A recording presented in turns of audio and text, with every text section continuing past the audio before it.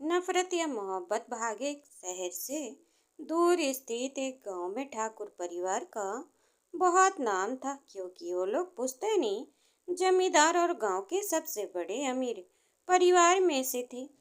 उनका घर भी ठाकुर हवेली के नाम से पूरे गांव में मशहूर था। उसी ठाकुर हवेली के बड़े से मास्टर बेडरूम में आर्यन ठाकुर एक खूबसूरत नाजुक सी दिखने वाली लड़की के साथ बिना कपड़ों के लेटा हुआ था। उस लड़की की उम्र यही कोई 18-19 साल की रही होगी और वो लड़की गहरी नींद में सो रही थी। उसके बदन पर बने गहरे बैंगनी और नीले निशान कल रात की घटनाओं की गवाही दे रहे थे। उस लड़की का दूधिया गोरा बदन खिड़की से आ रही धूप में और भी ज्यादा चमक रहा था। आर्य ने अपनी आंखें बंद किए हुए चेहरा घुमाकर बिस्तर पर लेटा था और लड़की ने खुद को सीने तक कंबल से ढक रखा था। सुबह उगते सूरज की लाली उनके कमरे में आई और साथ ही बाहर से औरत के चिल्लाने की आवाज आई। महारानी अभी तक सो रही है, सुबह के 7 बज रहे हैं। चाय नाश्ता मिलेगा भी या नहीं, या खुद ही अपने हाथों से चाय बनानी पड़ेगी। अपनी माँ की आवाज सुनकर आर्यन की आंखें खुली और वो उठकर बैठ गया। उसने बिस्तर पर दूसरी तरफ लेटी हुई सुहानी को आवाज लगाते हुए कहा, सुहानी उठो, जाओ देखो माँ तुम्हें बुला रही है।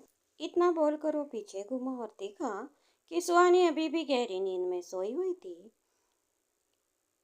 शायद कल रात दोनों के बीच जो कुछ हुआ उसकी वजह से सुहानी ठीक से सो नहीं पाई थी और अभी सुबह ही उसकी आंख लगी थी। आर्यन ने उसका हाथ देखा, उसके हाथों की चूड़ियां टूटकर उसके हाथों में ही बिखरी हुई थी, जिससे हल्की खरोच नजर आ रही थी। और तभी आर्यन की नजर उसकी गर्दन पर बने निशान पर गई, जो कल रात उसने बनाई थी। उन्हें देखकर वो एक पल के लिए कल रात के पलों में खो गया, जब वो उसके साथ शारीरिक संबंध बना रहा था। सारी बातें याद करने लगा। तभी उसकी माँ की फिर से आवाज आई। उसने सुहाने के ऊपर कम्बल हटा दिया, उसके बदन की तरफ देखने लगा। उसने तेज आवाज में कहा, नींद पूरी हो गई हो तो उठ जाओ, माँ बुला रही हैं। उसकी तेज आवाज सुनकर सुहानी आँख खोली और जैसे ही उसने अपने ऊपर से हटा हुआ कंबल देखा, वो जल्दी से उसे खींचकर अपने सीने तक लगाते हुए बोली, क्या कर रहे हैं आप? आर्यन उसे घूरते हुए देखकर कहा, कपड़े पहनो और बाहर जाओ। इतना बोलकर आर्यन उठा। उसने अपने कपड़े पहने और कमरे से बाहर चला गया। उसने इतनी बेरुखी से जाते देखकर सुहानी की आंखें नम हो गई।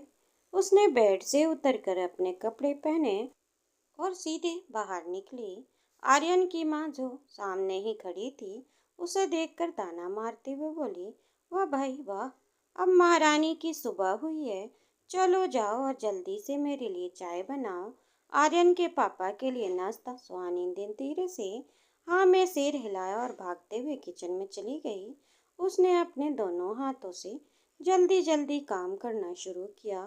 उसने एक तरफ चाय और दूसरी तरफ नाश्ता तैयार करने में जुट गई। अपने हाथों में लगी खरोच जैसे पूरी तरह भूल गई थी और उसने खुद को पूरी तरह इन कामों में झोंक दिया। किचन के बाकी कामों को वो जल्दी जल्दी करने लगी। जैसे ही उसने चाय नाश्ता बनाया, उसने तुरंत बाहर टेबल पर रख दिया और वापस किचन में जाकर लंच का इंतजाम करने में जुट गई। इसी बीच सुहानी ने देखा कि आर्यन जमीन का काम देखने के लिए निकल चुका था, लेकिन बाहर से कुछ लोगों की आवाज आने लगी। सुहानी ने उनकी आवाज सुनकर धीरे से बाहर आते हुए कहा, आर्यन और पापा जी तो जा चुके हैं। और फिर बाहर कौन बात कर रहा है? इतना बोलकर जैसे ही वो बाहर निकली, उसने देखा कि सामने एक अंधेरे रूम की औरत बैठी हुई थी। सुहानी उस औरत को नहीं पहचान पाई।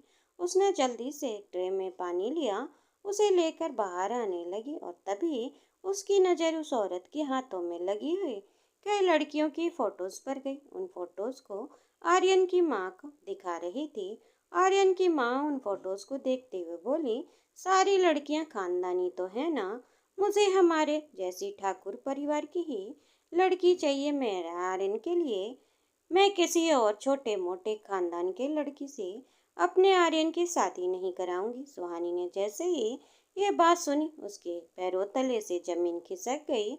उसने अपने हाथ के पकड़े हुए पानी के गिलास की ट्रे छोड़ दी, जिससे पानी जमीन पर बिखर गया और कांच के टुकड़े इधर उधर फैल गए। और सुहानी की तरफ घूमकर देखने लगी, और तभी उस अधेड़ उम्र की औरत ने सुहानी की तरफ हैरानी से देखते हुए कहा, अरे मनोरमा जी, ये लड़की कौन है? ये तो बड़ी सुंदर है। मनोरमा ने सुहानी को घूरते हुए देखा, उसे अंदर जाने का इशारा किया। सुहानी जल्दी जल्दी बिखरे हुए कांच के टुकड़े उठाने लगी। तभी उसके हाथ में एक कांच का टुकड़ा चुभ गया, जिससे उसके हाथ से खून निकलने लगा। लेकिन उसे इस बात पर ज्यादा ध्यान नहीं दिया, और सारे कांच के टुकड़े समेटकर वो वापस किचन में जा ही रही थी कि तभी उसने मनोरमा की बात सुनी। उसने उस औरत की तरफ देखते हुए कहा, अरे उस पर ज्यादा ध्यान मत दो, वो बस हमारे घर में काम करने वाली है। उसकी औकात इससे ज्यादा कुछ नहीं है। एक तरह से देखा जाए तो बस हमारे घर की नौकरानी है और यहाँ पर सिर्फ काम करने के लिए है। तुम उसे इग्नोर करो। मुझे ये लड़की पसंद आई है मेरे आर्यन के लिए। इसके घर वालों से बात करो। उस अधेड़ उम्र की औरत ने मुस्कुराते हुए कहा, मानना पड़ेगा मनोरमा, तुम्हारी नजर बहुत परखी है। तुमने अपने आर्यन के लिए सबसे ज्यादा खूबसूरत, सबसे ज्यादा पढ़ी लिखी लड़की चुनी है। इसका खानदान भी तुम्हारी बराबरी का है। बहुत दहेज मिलेगा। जैसे ही मनोरमा ने ये बात सुनी, उसका चेहरा खुशी से खुल उठा और वह बोली, तो फिर ठीक है, मैं शाम को आर्यन और आर्यन के पापा से बात करके तुम्हें फोन करती हूँ। सुहानी ये सारी बातें वह खड़ी होकर सुन रही थी। उसकी आंखों में आंसू गिरने लगे। तभी वो अधेड़ उम्र की औरत वहां से उठी और सीधे वहां से बाहर चली गई। सुहानी किचन से बाहर निकल कर आई। उसके हाथों में खून बह रहा था और वो अपने दर्द को मानो भूल ही गई थी। आर्यन की शादी की बात सुनकर उसका दिल चूर चूर हो गया था। उस औरत के चले जाने के बाद सुहानी ने सीधे मनोरमा के सामने आकर रोते हुए कहा, माँ जी, ये क्या बोल रही हैं आप? आप आर्यन जी की दूसरी शादी कैसे कर सकती हैं? जब उसकी शादी पहले ही मुझसे हो चुकी है, तो भला दूसरी शादी क्यों करेंगे? सुहानी की ये बात सुनकर मनोरमा गुस्से से तिलमिला उठी और उसने तेज आवाज में कहा, चुप कर मनोज, तू अपनी औकात मत भूल। तू इतना बड़ा सपना कैसे देख सकती है? तू इस घर की बहू कभी नहीं बन पाएगी, और तू यहाँ पर सिर्फ एक नौकरानी की हैसियत से है। सुना तूने? अब बेहतर होगा कि तू इन सारी बातों को यहीं पर रोक दे, और खबरदार, अगर तूने कभी भी दूसरी शादी का नाम लिया तो जान ले कि मेरे आर्यन की ये पहली शादी होगी, और मैं पूरे धूमधाम से उसकी शादी करूंगी। पूरे शहर में ढिंडोरा पिटवाऊंगी। और अगर तूने अपना मनहूस मुंह से ऐसी एक भी बात और बोली तो मैं तेरी खाल उधेड़ लूंगी। सुहानी अपनी सास की ये सब सुनकर और भी ज्यादा रोने लगी, क्योंकि उसके लिए कोई नई बात नहीं थी। जब से वो यहाँ आई थी, तब से ही उसे इस तरह की बातें और ताने सुनने की आदत हो गई थी। वो वहीं जमीन पर बैठ गई और मनोरमा के पैर पकड़ते हुए बोली, माँ जी, भले ही आप मुझे अपनी बहू नहीं मानती, लेकिन सच तो यही है ना, क्योंकि आर्यन जी ने मुझसे शादी की है।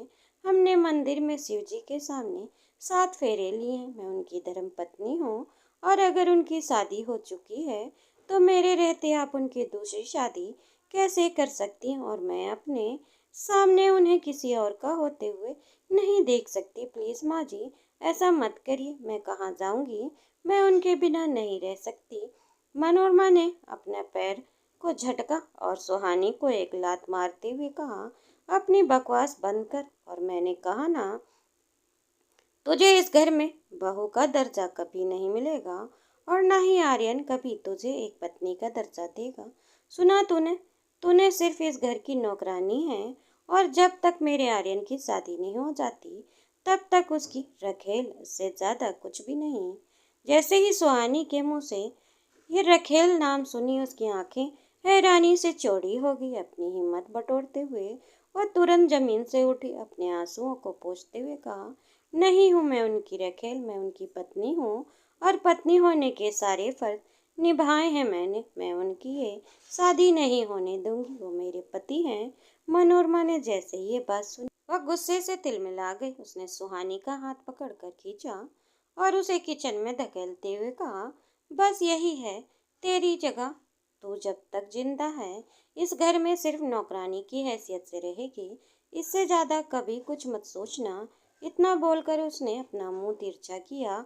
वहां से सीधे अपने कमरे में आकर बैठ गई।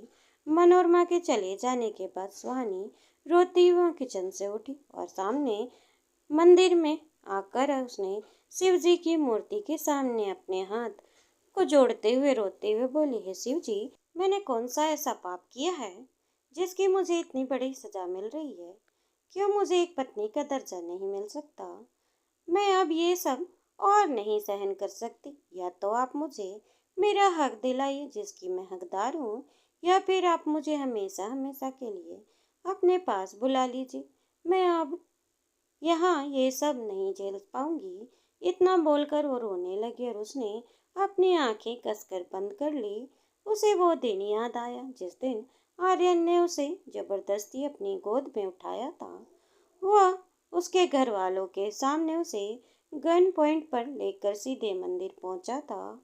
उसने उसे अपने कंधे पर उठाकर अग्नि के 7 फेरे लिए थे। उसे अपनी पत्नी सबके सामने माना था और तब से वह आर्यन के साथ यहाँ उसके घर में है। भले ही उसकी हैसियत नौकरानी से ज्यादा नहीं, लेकिन फिर भी उसने आर्यन से सारी उम्मीदें लगा रखी है।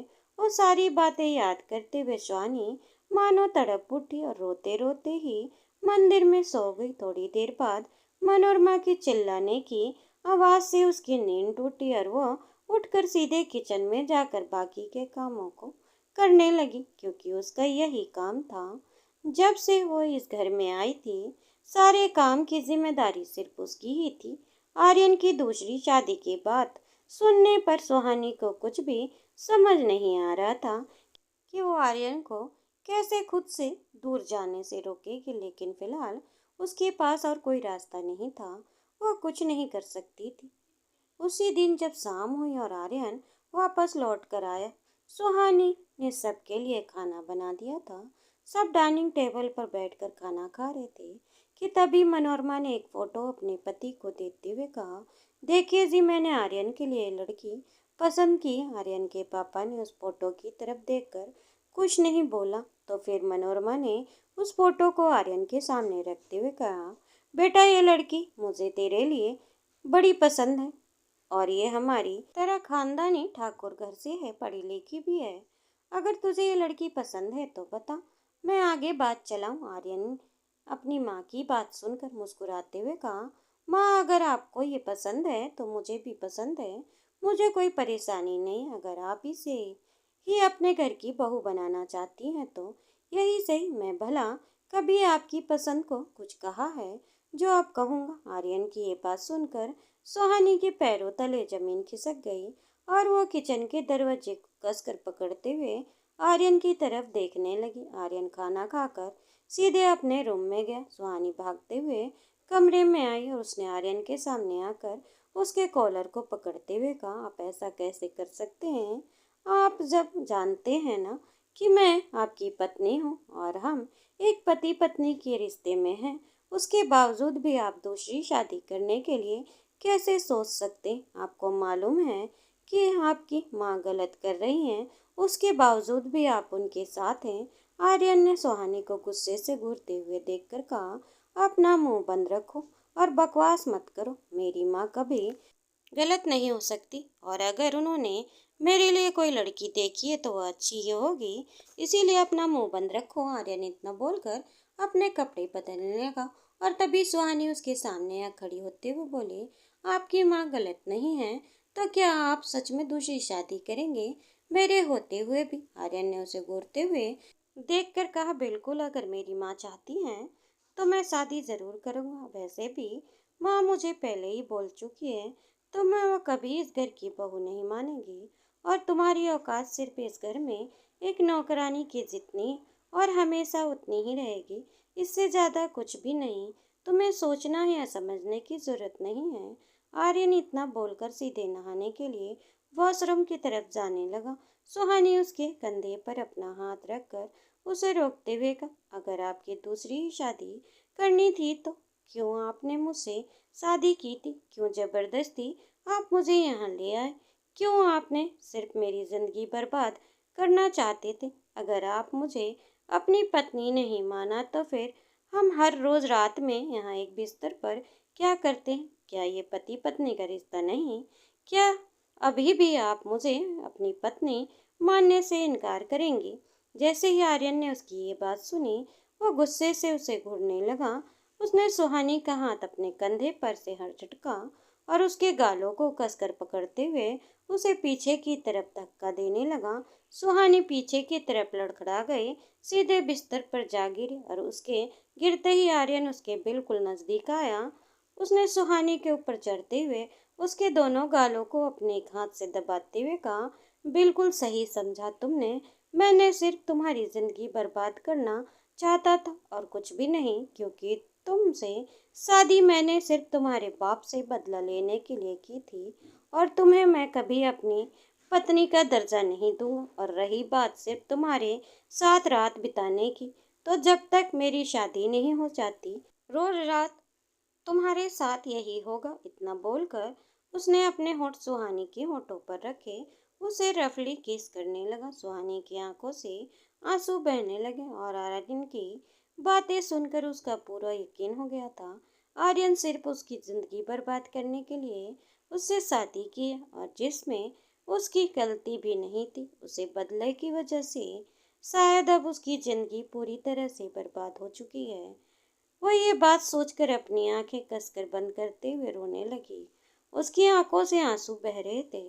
तभी आर्यन ने अपने दांतों को उसकी गर्दन पर गड़ाया और हर रात की तरह आज भी उसे भी बिस्तर पर टॉर्चर करने लगा। सुहानी बस उसे चुपचाप सहती चली गई, क्योंकि इसके अलावा शायद सुहानी के पास और कोई ऑप्शन भी नहीं था। दोस्तों, उम्मीद करती हूँ आपको ये नई कहानी पसंद आई होगी। कहानी अगर पसंद आई हो तो ज़्यादा से ज़्यादा लाइक करें और चैनल पर नए हो तो चैनल को सब्सक्राइब करना ना भूलें। बेल आइकन दबाएं जिससे मेरी वीडियो की फ्री नोटिफिकेशन आप तक पहुंचती रहे। और हमें कमेंट करके ज़रूर बताएं कहानी कैसी लगी।